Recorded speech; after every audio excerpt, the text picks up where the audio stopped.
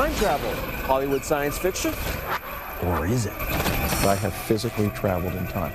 Andrew Basiago is not acting. We have. We did over 40 years ago. Fascinating. The Vancouver, Washington attorney is on a mission to reveal what he calls a 40-year government cover-up of Project Pegasus, Piece of them anyway.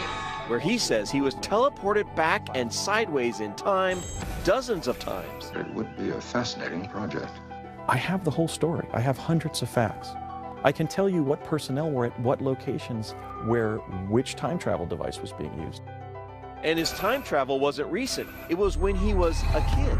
I entered the program officially in the fall of 1969 as a third grader, age 7. One of 140 kids, 60 adults, chrononauts as he calls them, including his dad, who joined him on his first jump.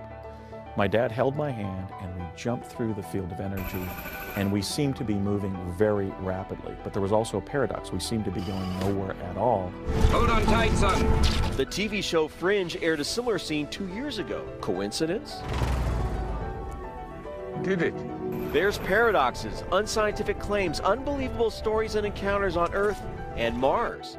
Meeting Barack Obama when the president was a teenager with a different name. Fascinating.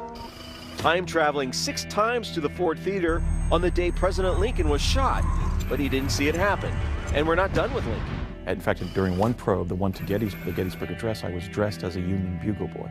That's right, he was at the Gettysburg Address. He says this famous picture taken that day proves it. He says this bugle boy is him. It's the only visual evidence he provides for any of his travels. That's it. I was physically at Gettysburg. Crazy way to travel, spreading a man's molecules all over the universe. And what about that teleportation? He says Star Trek got it wrong. So Andy, I just got here via Star Trek teleportation, but that's not how you did it. No, in fact, if you had just arrived via quantum teleportation, the Star Trek method of teleportation, you would have collapsed as a dead person.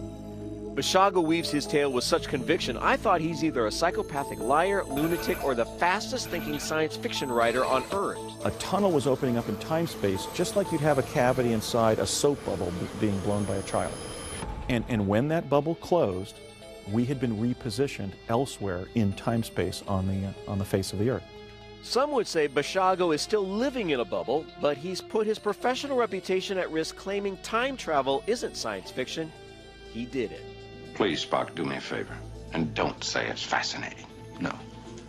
But it is interesting. Matt Markovich, KOMO 4 News.